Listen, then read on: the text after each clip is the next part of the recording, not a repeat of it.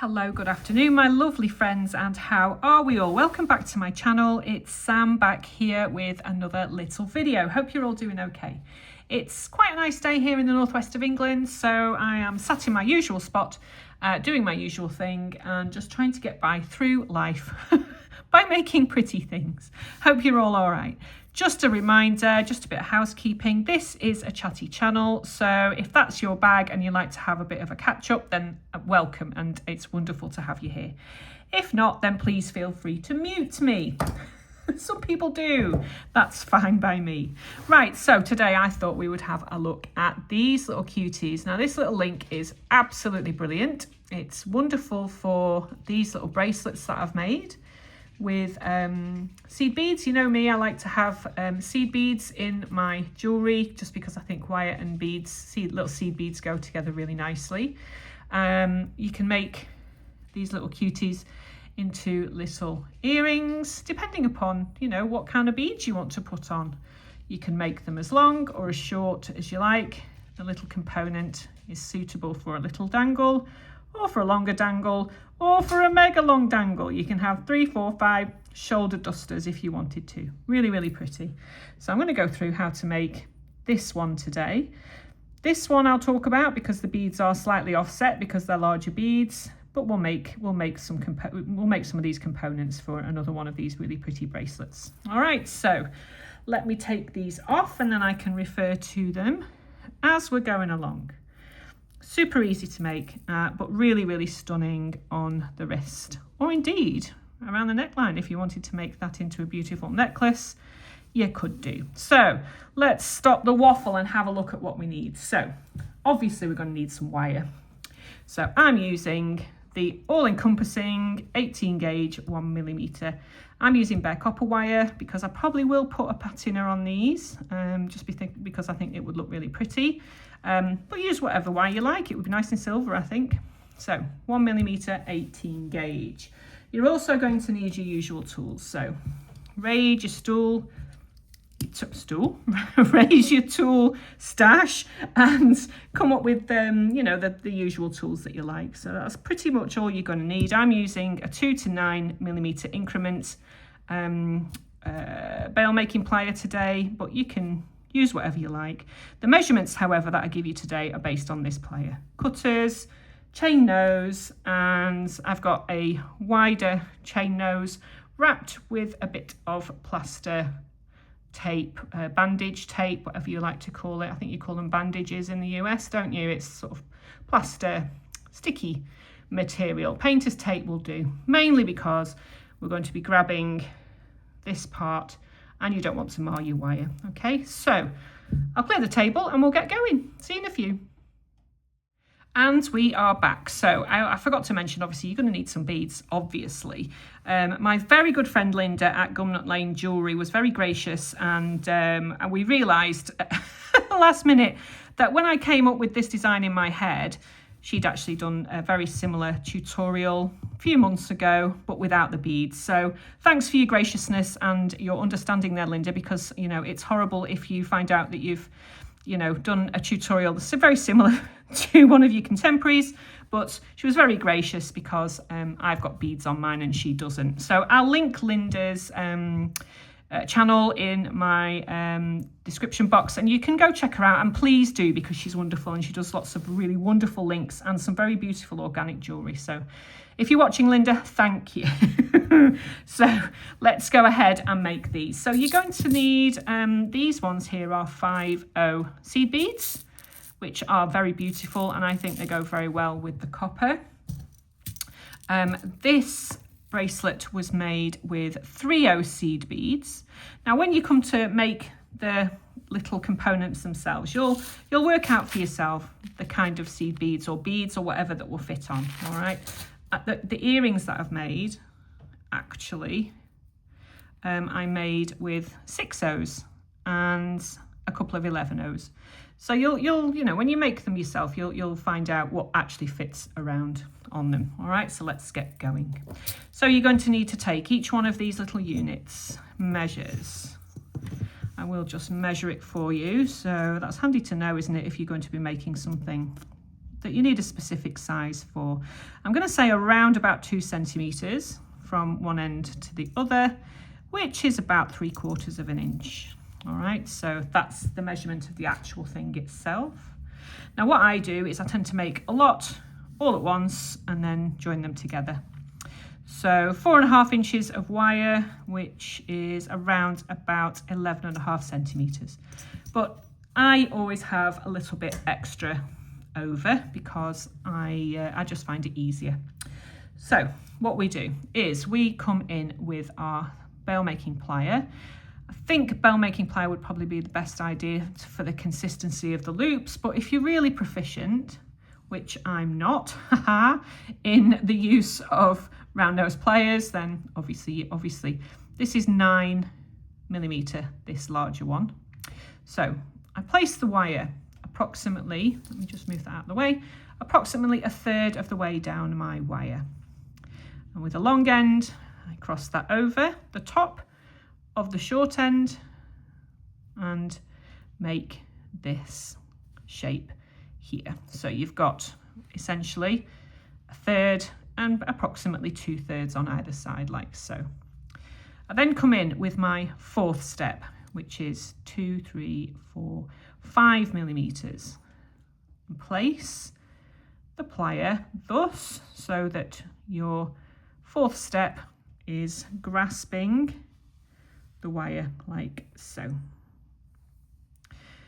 Bend this around like so, keeping a good hold of everything until you get to about this point. Release your wire and then just very gently bend it around like so. So you've got a double loop, okay? And by the time you've got a double loop, these ends are pretty similar in length. So I'll just do that again. So you place your wire here with the large mandrel facing away from you. Bend the wires around like so and cross the longer wire over the top of the shorter wire. If you do that consistently, then all of your links will look exactly the same. All right, which is what we want really, isn't it? Although I suppose you could have it different if you wanted to. Place the 4th mandrel like so, and grasping tightly so that you don't distort your larger hoop, bend the wire around, just release, and then just bend the wire around that smaller mandrel very carefully, like so, and then just squish that in a little bit. So essentially you want to make however many of those that you need for a bracelet or a necklace. So 1, 2, 3, 4, 5, 6, 7, 8, 9, 10. I have 10 on mine. So, you know, make as many as you like. Just do it like like a production line if you wanted to, or you could just make them, you know, individually. That's entirely up to you. So again, move it over, pop that 4th mandrel and hold it tightly, just so you don't lose the shape of this first hoop here. Release, reset it, and then carefully bend like so to make the double loop. So what you do is you make as many of those as you want with your 4.5 inches, 11.5 centimeters of wire. Okay, so when you've done that, you just basically come in with whatever beads you want. So as you can see with this design, I've placed one of these lovely 5/0 beads. Or is that a 3/0? No, that's a 3/0. So a size 3/0 bead on the center hoop. So I shall just quickly demonstrate. Let's get a, we'll the first one that comes to hand. So to place it on the internal hoop, all you do is find the wire that makes that shape there. Pop that on, and whilst you're holding the wire so that you don't distort it, you just slip that on, making sure not to distort anything. And there, that's your wire. So when I've designed this one, because these beads are larger, when I've linked them together, I don't know if you can see, I've made it so that there's a bead on top of this join, a bead underneath, a bead on top, bead underneath. So every time you attach this little section here, you'd put it above or below the bead. So you get this nice sort of asymmetric design. See, above, below. Okay, can you see what I mean there? Below, above. All right, so that's how that one's made with the central bead in the middle. But we're going to go for this one today. So bring out your little beads. Where are they? Here we go. Now I've found out that these beautiful little 5/0s, you can fit 4 on each one, and you attach each one. Come on, camera.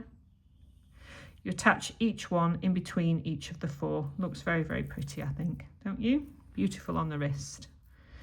So you want to come, if you see here, this wire goes over the top. Now that's your front side, all right?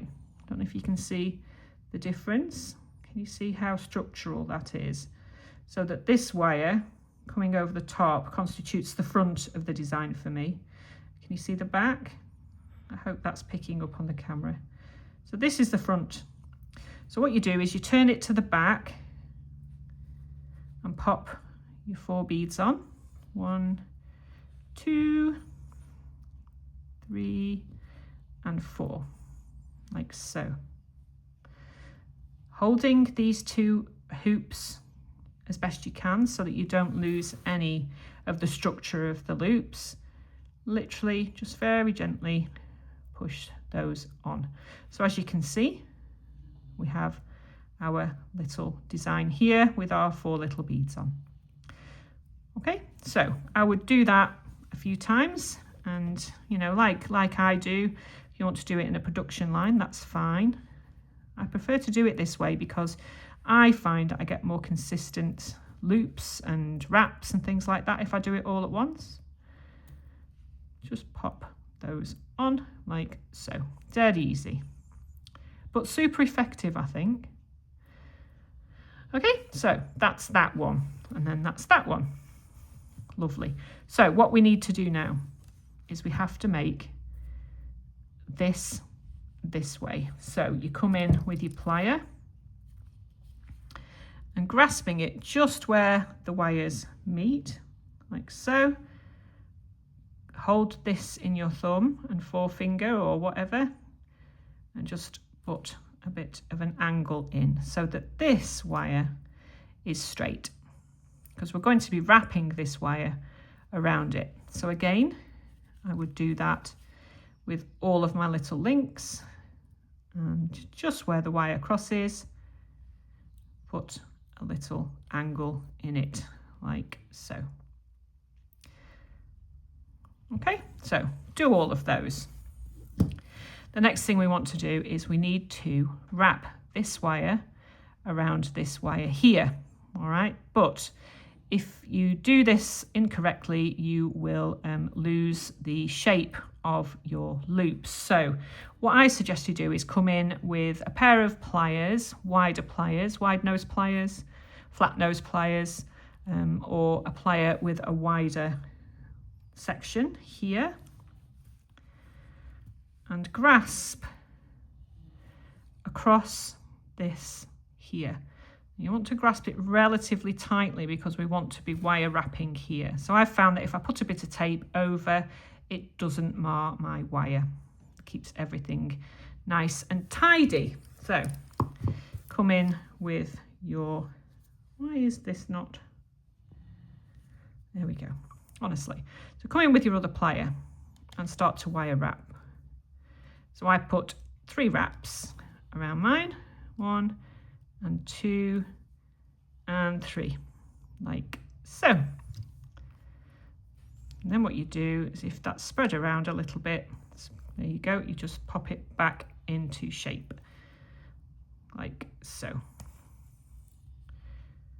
Like so. All right, so let's do the next one. Where did I put that? Where is it? There it is. No, that's not it. There it is. I'm losing the plot today. Here we go. So grasp carefully, like so. Come in with your plier and wire wrap around. This just secures everything in place. So wrap and wrap, as many wet wraps as you want, really. All right, so there we are. So you just would do that all the way along. So you've got like sort of 10 or whatever of these guys here. Then obviously you need to snip. Watch your eyes, just snip away the excess. Like so. Let's get rid of those. Right, so what we need to do now is just tidy up that section there, just to make sure that everything is nice and neat and there's no sharp edges, as usual. So this is what we have. So they look like, I don't know, lollipops, don't they? Lollipops with beads on. So if you've got a little bit of out of shape here, just come in with your plier very gently and just move, because these, you know, it does happen, especially when you're manipulating loops and hoops. They can get a little bit out of shape sometimes, but you know, this is why we like non-perfect things. Right, there we go. So what you need to do now is to put our little section on here. So what I do is, because you have a top side and a bottom side, to bend this right next to the wrap. Let's make sure that's straight. That's it. Right next to the wrap. You want to bend it away from you, so up towards, this is the top side, that's the bottom side. All right, so bend it towards, upwards towards the top side. And then you want to chop this. I'm using the second step on my plier to make the loop, so about 1 centimetre, just over 1 centimetre. Do it by eye if you can. If you can't, then measure it. And then bend that around to make a loop, a simple loop like so. I'll just straighten that up with my raggedy looking pliers, but trust me, it works. So then all you need to do is attach that in the middle of there, like so.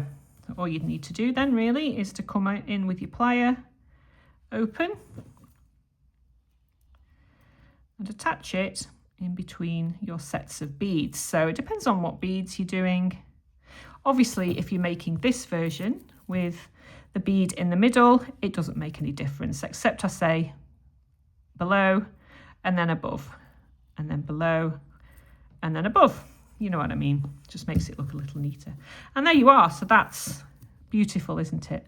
So, you know, put these on a bracelet. How beautiful is that? I really, really think that's very, very pretty. Pretty bracelet. Lovely. All right. So, and now if you wanted to make earrings, you know, I've put some 4 6/0s and then 2 11/0s on that one. And then just literally a little tiny, what's it called? What is that called, Sam? Jump ring. That's it. Oh, honestly. I don't know what's the matter with my brain. But there you go. How pretty is that? Beautiful. So have fun with these guys. Let me know how you get on. Make these gorgeous little links. And I hope you have fun making them. And I'll see you in my next video. Thanks for watching.